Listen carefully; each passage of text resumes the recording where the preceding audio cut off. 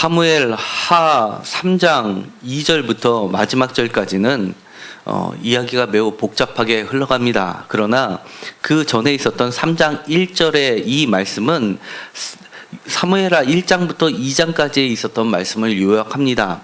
사울의 집과 다윗의 집 사이에 전쟁이 오래매 다윗은 점점 강하여져 가고 사울의 집은 점점 약하여 가니라라는 이 말씀을 앞에 장에서 했던 것을 요약함과 동시에 그 뒤에 이어지는 것에 암시가 되어 있습니다. 그러면서 3장 2절부터는 2절부터 5절까지 다윗의 아들들에 대해서 이야기를 해주고 있습니다. 이 이야기를 보면 다윗이 얼마나 풍성해지고 그리고 그 집이 점점점 강해짐을 보게 됩니다. 우선 다윗의 아들들의 명단을 보게 됩니다. 2절에 다윗이 헤브론에서 아들들을 낳았으니 맏아들은 암놈이라 이스라엘 여인 아히노함의 소생이요 라고 시작을 하고 있습니다. 그리고 둘째는 길르압이라 갈멜 사람 나발의 아내였던 아비가일의 소생이요, 셋째는 압살롬이라 그술왕 달메의 딸 마가의 아들이요, 넷째는 아도니아라 핫깃의 아들이요 라고 되어 있으면서 이 네 명의 이름들은 우리가 익히 알고 있는 이름들입니다. 지역은 헤브론입니다. 사실은 다윗이 헤브론에서 거주지를 삼은 것은 얼마 되지 않습니다. 원래는 이 다윗이 함께 있었던 지역은 시글락이었습니다. 시글락으로 간 이유가 사울을 피해서 내가 이제는 죽겠다라고 하면서 그동안은 하나님의 도우심으로 잘 도망다니면서 그것을 피했지만 이제는 지치고 지쳐서 이제는 이 블레셋 땅으로 가게 된 겁니다. 그래서 이 시글락에서 블레셋 왕의 충신으로서 하나의 선물 받은 지역이 바로 시글락입니다. 그런데 시글락에 있으면서 전리품들을 얻었을 때 그 전리품들을 유다 장로들에게 보내주었다고 사무엘상 30장 26절에 기록하고 있습니다. 그런데 그 명단 중에는 마지막 절에 이 헤브론이라는 명단이 나오게 됩니다. 이 헤브론은 이 다윗이 시글락에 있으면서 시글락이란 것은 유다 지역계에서 네게부 사막 쪽에 가까이 있는 지역으로서 상당히 끄트머리에 있는 지역입니다. 그러면서 이쪽에 있으면서 이 아말렉과의 전투에서 이긴 전리품들을 유다 장로들, 다윗도 물론 이 유다 지파에 속해 있었지만 유다 지파에서 메인이 아니라 그저 힘이 약한 작은 가문이었습니다. 그런데 유다 지파의 장로들에게 선물들을 보내면서 그들과 관계를 유지하게 됩니다. 그런데 이 관계를 유지할 때 그 중에 명단 중에서 헤브론이 나와 있습니다. 헤브론은 그야말로 유다 지파의 중심이 되는 지역입니다. 그것을 헤브론으로 이동하게 된 것도 사실은 다윗이 마음대로 이동한 것이 아니라 하나님께 여쭈었을 때 사무엘 하 2장 1절에 보면 여호와께 여쭈어 물었을 때 한 성읍을 이야기하셨고 이 한 성읍이 도대체 무엇입니까? 라고 그 뜻을 분명히 더 알기 위해서 다시 한번 물으니까 그때 헤브론으로 가라라는 응답을 듣게 됩니다. 그래서 다윗은 이 헤브론으로 이동을 하게 되니까 거기에서는 생각지도 않은 놀라운 일이 있었습니다. 과거에 헤브론에 있는 사람들에게 선물을 나눠줬는데 그것이 바탕이 돼서 이제는 헤브론에 오니까 유다 사람들이 거기서 기름을 부어 유다 족속의 왕으로 삼은 겁니다. 사실은 유다 사람의 왕으로 삼을 만한 위치가 다윗은 아니었습니다. 왜냐하면 블레셋 왕의 신하였기 때문에 유다 사람들이 왕으로 삼을 수 없는 사람이기 때문입니다. 그러나 이 유다 사람들은 여전히 다윗과 관계를 맺고 있었고, 그리고 마침 사울과 그의 아들 사울 왕만 죽었다고 하면 문제가 없었을 텐데 그의 맏아들인 요나단도 죽고 나니까 이제는 유다 사람들이 돌아선 겁니다. 그러면서 그에게 기름을 부어 유다 족속의 왕으로 삼게 됩니다. 지형은 이렇습니다. 사실은 이스라엘 땅은 가장 넓은 지역을 갖고 있는 게 중부부터 북부 쪽입니다. 그런데 그것은 블레셋과 사울의 싸움에서 사울이 패배하게 되니까 그 블레셋의 점령지가 되었고, 이제 사울과 요나단은 죽자 그 사울 왕의 군사령관이 아브넬이 이스보셀, 사울의 또 다른 아들을 데리고 요단강을 건너서 요단 동편으로 가게 됩니다. 그러자 이 메인 지역은 비게 되고, 그 남부 지방에 있었던 시글락에 있었던 다윗이 헤브론으로 움직이니까 이제 헤브론에 있는 유다 사람들이 그를 왕으로 삼게 되는 겁니다. 왕으로 삼게 될 때도 이 다윗은 많은 고민을 했을 겁니다. 왜냐하면 그가 왕이 됐다라고 블레셋의 왕에게 들려지는 순간 자신의 위치도 위험해질 수 있기 때문입니다. 블레셋의 새로운 대적이 되기 때문에 그것은 받아들이기 어려움에도 불구하고 하나님의 인도하심을 믿고 그렇게 수락을 하게 됩니다. 그런데 이 다윗이 이렇게 가드왕 마옥의 아기서하고 등을 질 수 있음에도 불구하고 그가 이 유다 왕을 수락한 여러 가지 배경이 있는데, 거기에는 오늘 읽었었던 것처럼 그의 부인들의 명단에서 보면 아비가일이라는 사람과 이스라엘 여인의 아히노암이라는 두 여인의 힘이 컸던 것으로 보입니다. 특별히 아비가일이라는 여인은 여호수아 14장에 보면 여호수아가 여분네 아들 갈렙에게 헤브론을 주었다고 기록이 되어 있는데, 이 헤브론은 아브라함 때부터 성지 중에 하나고 중요한 지역이었습니다. 그런데 이것이 갈렙 지파에 소속되어 있는 땅이었고, 그리고 이 갈렙 지파는 그야말로 여호수아와 쌍벽을 이루는 이 유다 지파의 수장격이었습니다. 그런데 이 아비가엘의 원래의 남편이었던 나발이라는 사람은 사무엘상 25장 3절에 보면 갈렙 지파의 족속이었다고 기록이 되어 있습니다.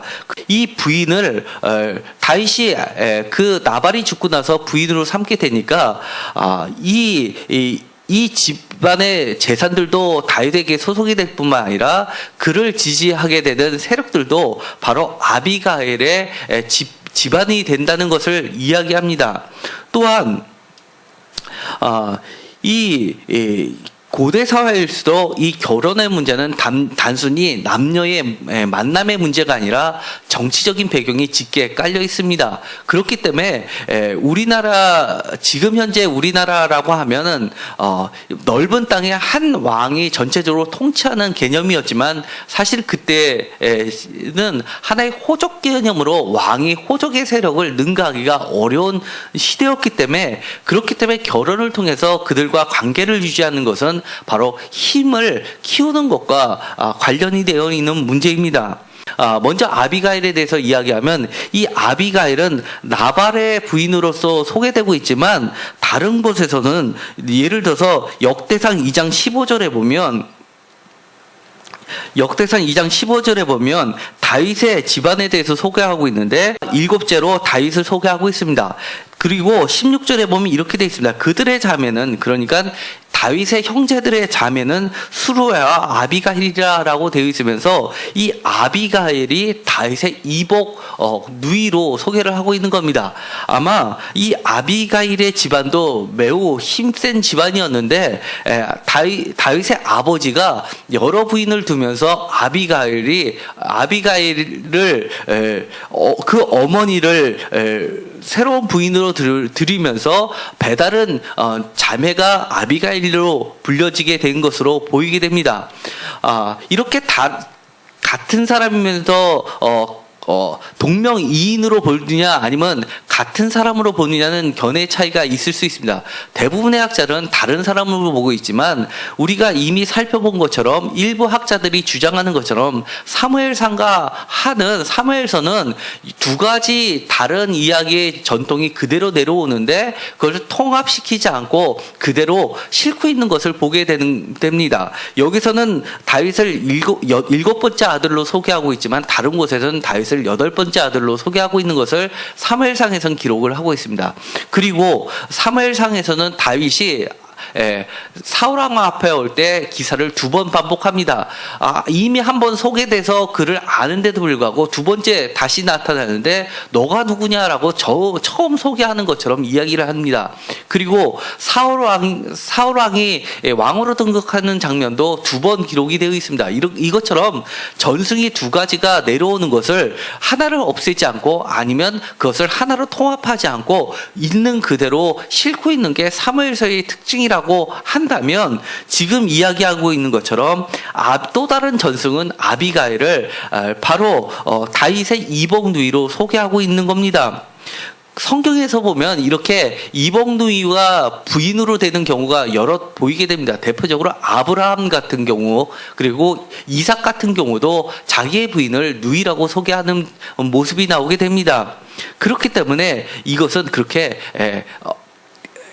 앞뒤가 맞지 않는 말은 아닌 것입니다. 어쨌든 간에 이 아비가일은 다윗의 이복 누이로도 소개가 되는 이 인물은 헤브론 지역에 특별히 유다 지파의 힘 있는 가문으로서 이 다윗이 이 헤브론에서 왕으로 기름 부음 받을 때 그 집안이 1등 공신의 역할을 했었던 것으로 보이게 됩니다.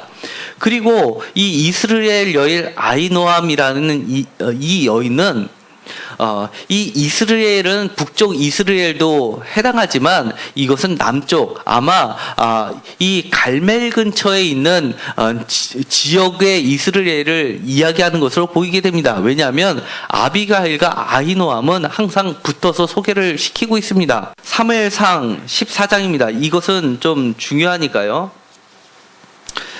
사무엘상 14장 50절에 이렇게 되어 있습니다. 사울의 아내의 이름은 아히노암이니 아히마스의 딸이요 라고 소개를 하고 있습니다. 그러니까 이 아히노암은 분명하게 여기서는 사울의 부인으로 소개를 하고 있고, 그 다음에 25장에 가면 사무엘상 25장에 가면 이렇게 되어 있습니다. 43절에 다윗이 또 이스라엘 아히노암을 아내로 맞았더니 그들 2사람이 그의 아내가 되니라 라고 하면서 그 전에 아비가일과 이 아히노암의 아내로 맞는 장면을 소개합니다. 그리고 나서는 사무엘상 25장 그 다음 절인 44절에 사울이 그의 딸 다윗의 아내 미가를 갈림에 사는 라이스의 아들 발드에게 주었더라 라고 하면서 아히노암하고는 관계없이 갑자기 사울이 다윗의 아내인 자신의 딸 미가를 이미 결혼을 시켰는데도 불구하고 라이스의 아들 발드에게 주는 이야기를 연달아 소개하고 있습니다. 아마 이것은 아히노암이 사울의 부인이었는데 다윗이 이 아히노암을 아내로 맞이하고 나니까 홧김에 마치 다윗의 아내인 미가를 다른 사람에게 시집을 보내는 것 같은 인상을 주고 있다는 겁니다. 어쨌든 분명하지는 않지만 곳곳에서 이것이 소수의 학자들이 주장하는 것과 같은 이러한 내용을 담고 있습니다.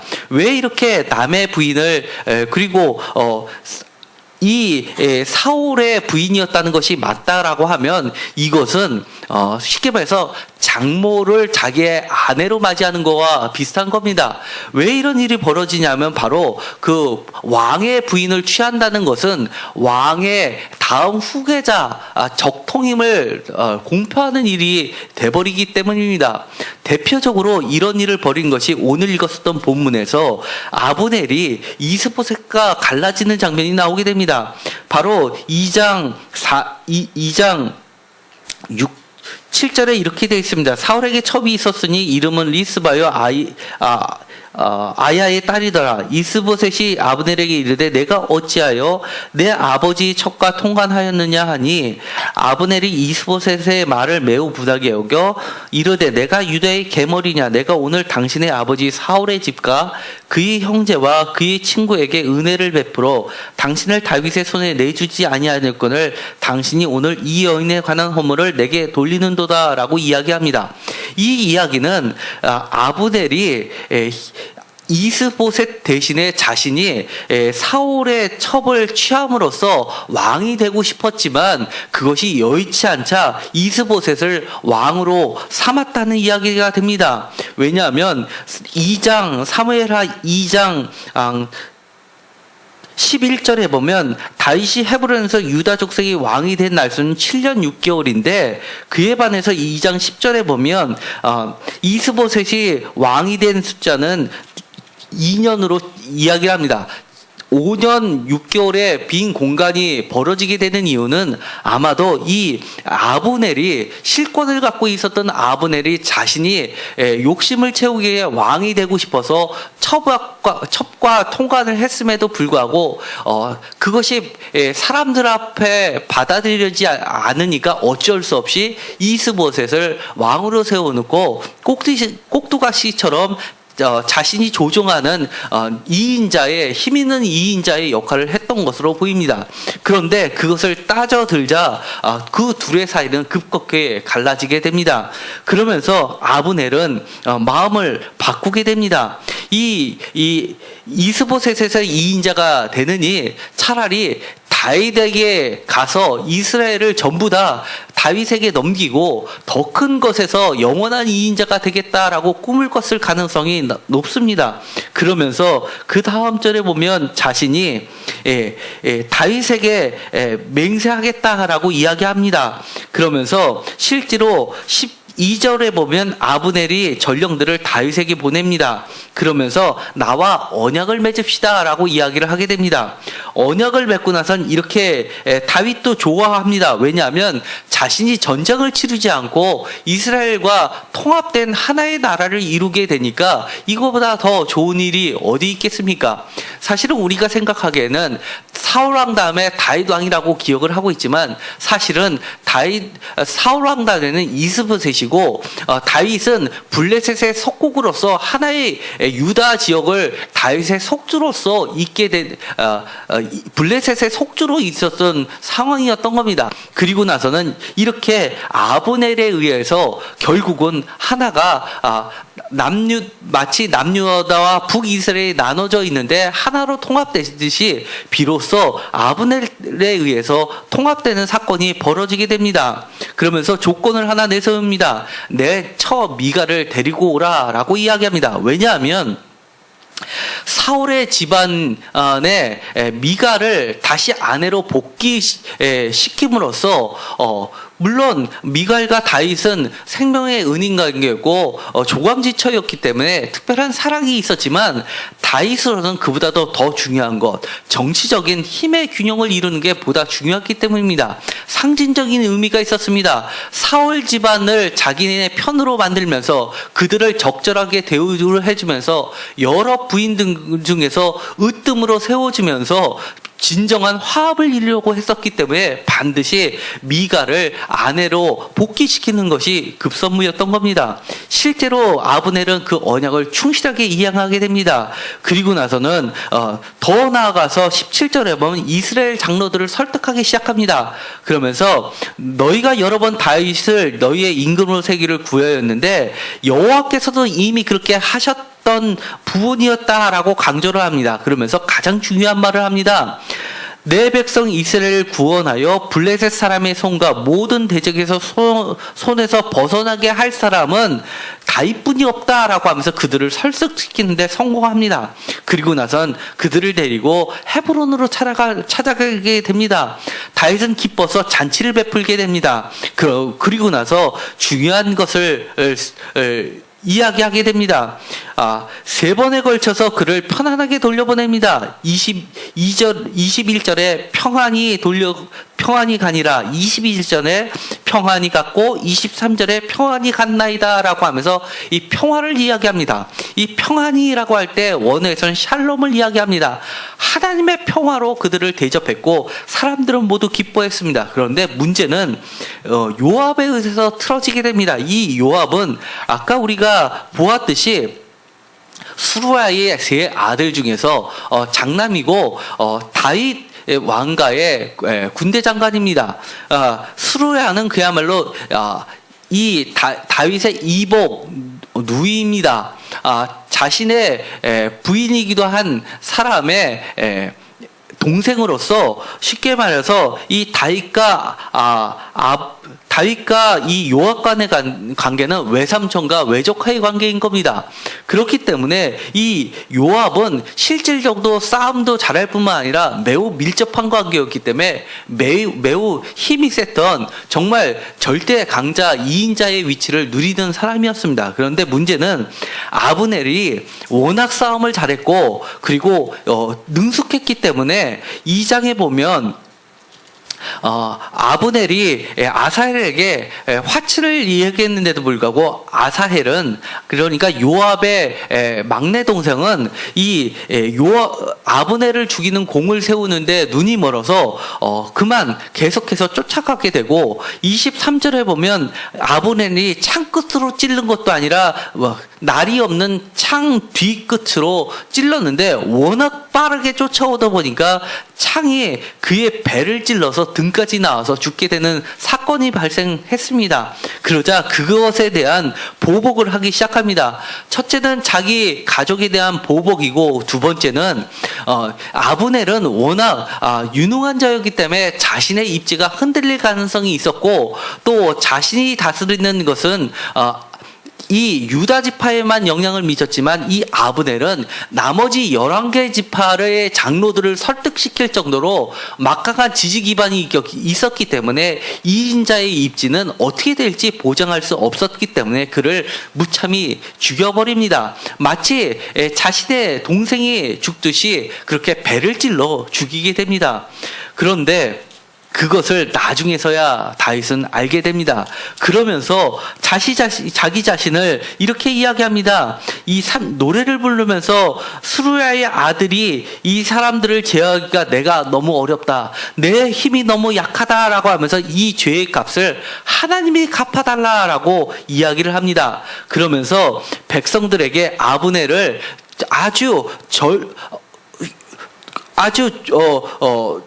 절차를 다 밟아가면서 장례식을 치르게 되니까 아브넬을 쫓던 많은 장로들, 온 이스라엘 사람들이 드디어 안심하면서 다윗의 진심을 받아들이게 됩니다. 드디어 이렇게 유다 사람들과 나머지 11개 지파가 통합된 12지파의 통합된 왕국이 드디어 탄생하게 되는 겁니다. 이렇게 이 부인들의 관계에 부인들을 어떻게 맞이하느냐에 따라서 이 왕세가 결정되는 것은 사실 다윗에게만 국한된 것은 아닙니다. 레위기에 보면 매우 이 부분을 강하게 비난하고 있습니다. 레위기에서는 고대 근속의 풍속과는 다르게 이 근친상간에 대해서 엄격하게 금지를 하고 있습니다. 예를 들어서 레위기 20장 17절에 이렇게 되어 있습니다. 누구든지 그의 자매 곧 그의 아버지의 딸이나 그의 어머니의 딸을 데려다가 그 여자의 하체를 보고 그 여자는 그 남자의 하체를 보면 부끄러운 일이다. 그들의 민족 앞에서 그들이 끊어질지니라 라고 되어 있습니다. 뿐만 아니라 11절에 보면 이렇게 되어 있습니다. 누구든지 그의 아버지의 아내와 동침하는 자는 그의 아버지의 하체를 범하였을진즉 둘 다 반드시 죽일지니라.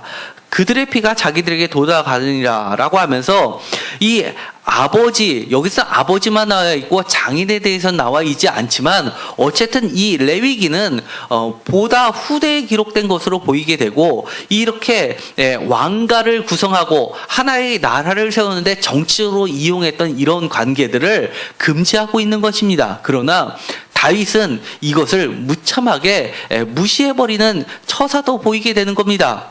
어쨌든 간에 다윗도 이 아브넬이나 요압이나 다를 바 없이 매우 정치적으로 그리고 세상을 잘 아는 싸움꾼이었고 정치가임에는 분명합니다. 그럼에도 불구하고 그리고 그의 아들들 특히 암논 같은 경우에는 첫째 장자여서 왕의 후계자의 구도에서 1등 첫 번째 사람입니다. 그럼에도 불구하고 이 암논이 자신의 이복누인 다말을 탐하게 됩니다.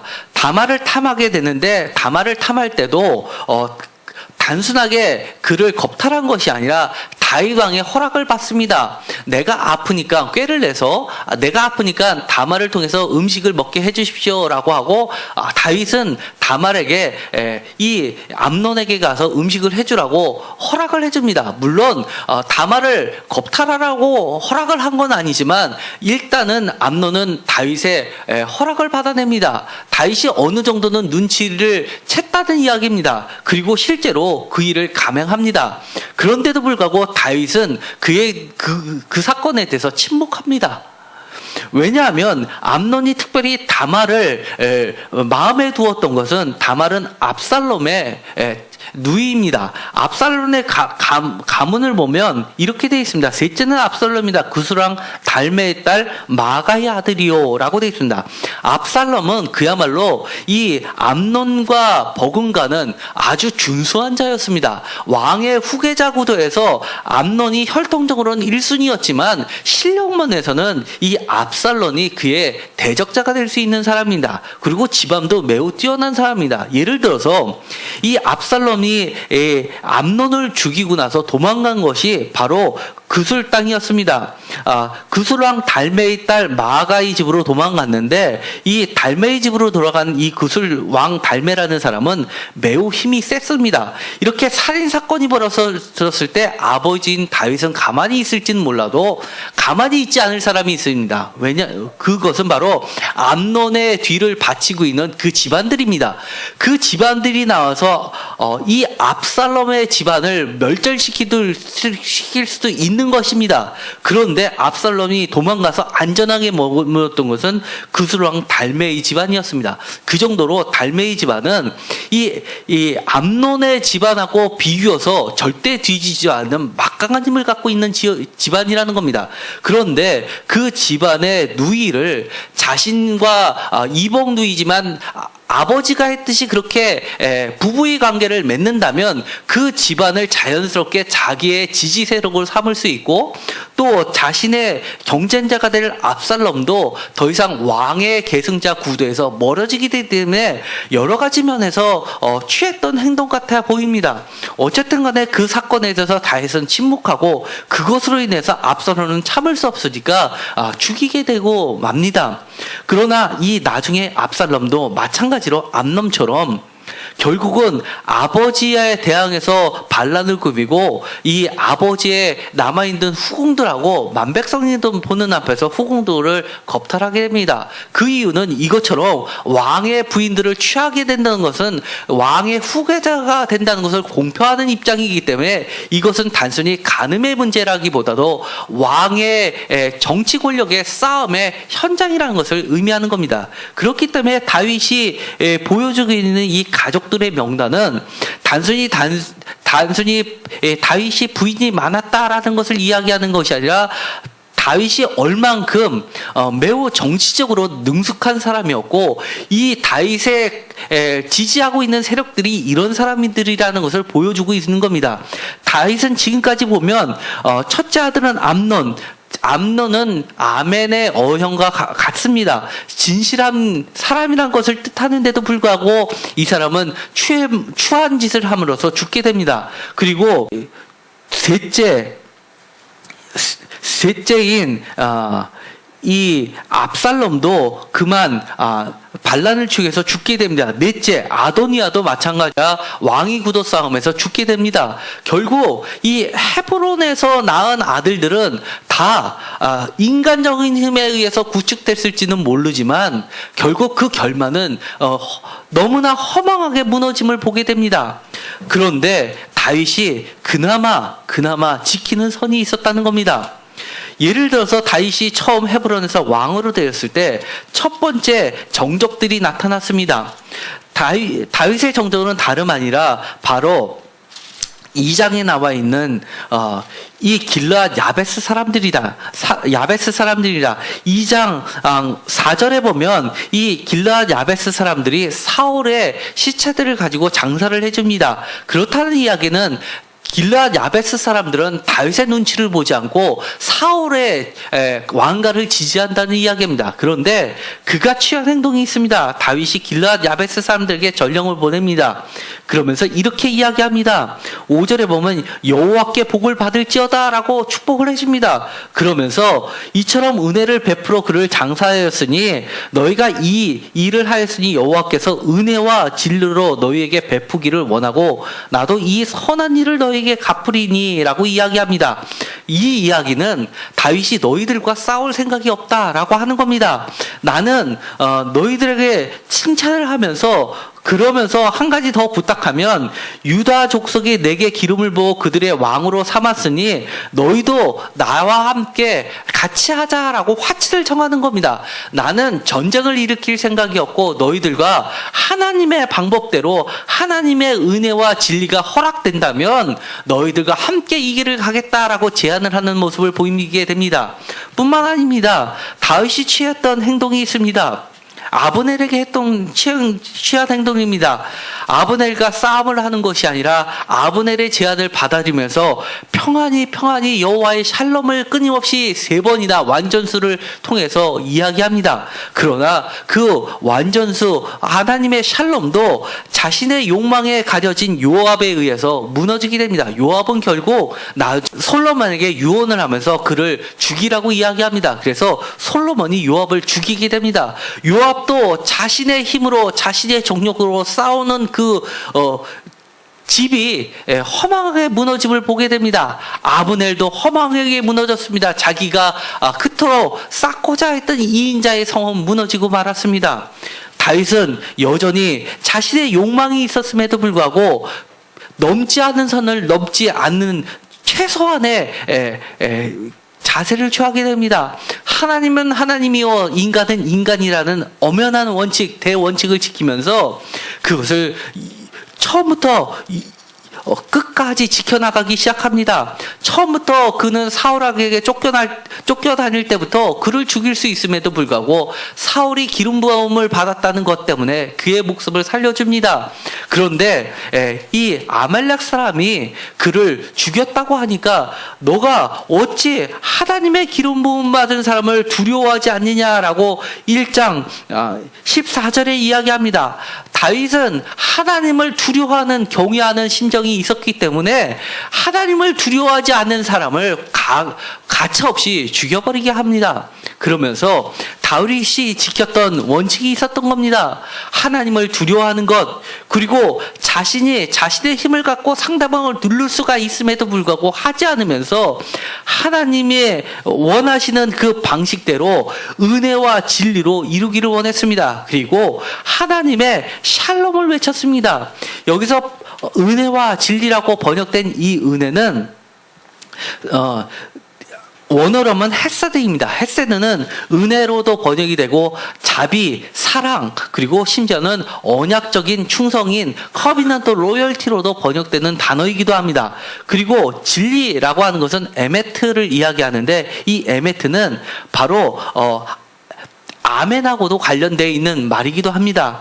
그리고 이 선한 일을 할 때 이 선한은 핫토브라고 하는 건데 이 핫토브는 하나님께서 천지를 창조하시면서 창세기 1장에 7번씩이나 반복하신 말이 있습니다. 좋더라 할 때 하셨던 말이 토브입니다. 얼마나 좋으셨으면 완전서 7을 통해서 토브를 외치셨겠습니까? 이렇게 선하다는 것은 하나님의 속성을 이야기하는 겁니다. 다윗이 지금 사무엘하 3장을 통해서 이 나라를 처음 만드는데, 나라를 건축하는데, 자신의 집, 다윗의 집을 건축하는데, 여호와의 집을 건축하는 데 있어서 지키는 원칙, 그것은 여호와를 경외하는 것, 하나님을 두려워하는 것, 하나님의 방식대로 쫓아가는 것, 그것이 바로 하나님의 에메트, 하나님의 헤세드, 하나님의 샬롬을 끝까지 붙잡는 것이었습니다. 그렇게 붙잡을 때 하나님은 그에게 유다 지파만 주신 것이 아니라 온 이스라엘 지파까지 다 주셨던 것입니다.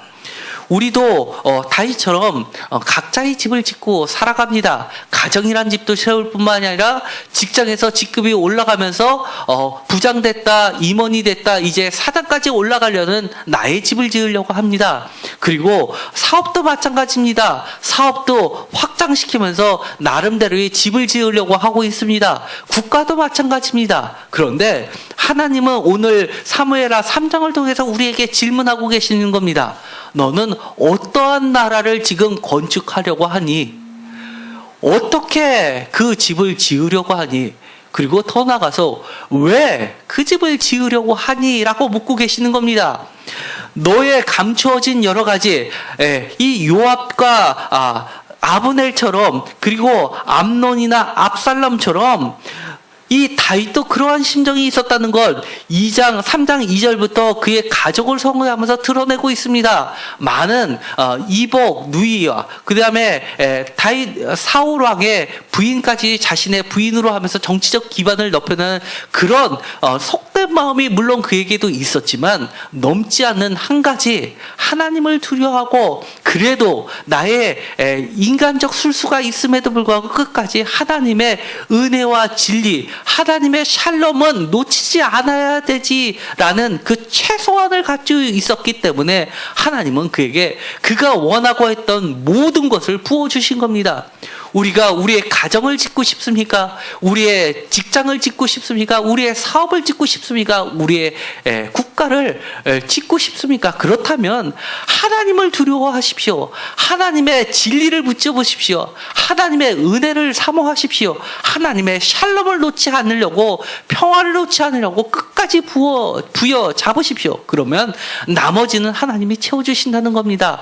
하나님이 직접 하나님의 나라를 완성하시기를 원하시는 것은 우리가 아니라 하나님이 가장 원하시기 때문에 그 일을 맡겨주신다고 이야기를 하는 겁니다. 최근에 우리나라의 상황들을 보면 우리 국가의 나라의 모습들을 지어내는데 사실은 안타까운 것들이 있습니다. 사드의 이야기를 하면서 많은 국가에 분열된 이야기들이 오가고 있습니다. 그러나 그것을 사드를 설치하자라고 주장하는 사람도 어느 정도 일리가 있습니다. 대표적으로 그런 사람은 이순신의 이야기를 합니다. 국가의 평화를 하려면 이순신처럼 아무리 경제가 어려워서도 외교적으로 의지하는 것보다는 힘을 키워야 된다라는 논리를 펴고 있습니다. 그 말도 일리가 있습니다. 그러나 반대의 목소리도 나름대로의 일리가 있습니다. 그렇게 힘을 키우자고 이야기했으면 지금까지 국가가 분단되고 나서 많은 국방비를 써서 그렇게 군비를 북한에 비해서 몇십 배의 우리의 군비가 지출이 됐음에도 불구하고 지금까지 날마다 뉴스에 나오는 여러 가지 비리로 인해서 심지어 잠수함도 비리로 부품이 되네 안 되네 그런 이야기를 할 필요가 왜 있었겠냐 주장합니다. 정말 제대로만 했더라면 사드를 갖고 오지 않았어도 막강한 군사력으로 유지했을 수 있는데 그보다도 지금은 우리 우선 해야 될 것은 원칙을 세우는 게 더 중요하지 않느냐라고 이야기합니다. 사드를 지금 갖고 왔을 때 지금도 벌어지고 있는 게 중국과 미국의 경제 무역 싸움으로 인해서 우리 국가가 피해를 보고 있지 않느냐. 지금은 외교적으로 우선적으로 하고 나라의 정말 원칙을 세워나가면서 국가의 경쟁력도 키워나가는 게 먼저 아니냐라고 주장하는 그 사람의 말도 일리가 있습니다. 그러나 지금 우리 자신을 돌아볼 때 우리 스스로 무엇인가를 세우려고 하는 것보다는 정말 하나님의 진리가 가득 찼더라면 하나님의 이 은혜가 자비가 가득 찼더라면 지금 경제와 군사력을 논하지 않더라도 우리나라는 이미 그 어떤 나라도 넘볼 수 없는 탄탄한 나라가 되어 있을 것이라는 것은 모두가 공감하는 이야기입니다. 정말 샬롬을 외친다고 하면서 샬롬이 마치 정말 누군가를 보복하는데 샬롬을 이용하는 것이 아니지, 하나님은 그저 내 목적을 달성하기 위한 수단으로 삼는 것이 아닌지, 만약으로 그런 수단으로 삼는다면 그 수단으로 삼는 순간 이 요압과 아브넬과 다를 바가 무엇이겠습니까? 그리고 암논과 압살롬과 다를 바가 무엇이겠습니까? 다윗이 이들과 같은 정치적 술수가 없었다는 이야기가 아닙니다. 최소한 하나님의 진리와 그리고 자비와 샬롬을 그리고 하나님을 두려워하는 마음이 있고 없고의 차이가 너무나 커다란 차이를 만들고 있다는 것을 보여주고 있는 겁니다. 그 차이는 하나님이 움직이시느냐 움직이지 않느냐 그것을 만드는 커다란 차이를 만들고 있다는 겁니다. 지금 우리가 우리의 집을 어떠한 집을 짓고 싶습니까? 어떠한 설계도를 갖고 있습니까? 하나님의 에메트, 하나님의 헤세드, 하나님의 샬롬, 이 하나님의 평화로 설계도를 만드시고 그러한 집을 만들어 가시기를 간절히 소망합니다. 기도하고 마치기로 하겠습니다. 하나님 감사합니다. 우리는 날마다 우리의 집을 우리의 힘으로 우리의 방식으로 지으려고 애를 쓰고 있습니다. 그러나 그 모든 것을 내려놓고 먼저 하나님의 자비와 하나님의 은혜와 하나님의 샬롬 평화로 그리고 하나님을 경외하는 것으로 지을 수 있게 하여 주옵소서. 그 집은 우리의 집이 아니라 하나님의 집이요 하나님의 나라가 됨을 우리는 알고 있습니다. 우리가 바로 설 때 하나님 앞에 바로 방향을 잡을 때 하나님께서 직접 우리에게 기름을 부어주시고 온 이스라엘을 맡기셨듯이 우리에게 하나님의 나라를 맡겨주실 줄 믿습니다. 이 나라에 대한민국에 하나님의 은혜와 자비와 진리와 그리고 평화와 하나님을 경외함이 넘쳐 흐르게 하여 주옵소서. 예수 그리스도의 이름으로 기도드렸습니다.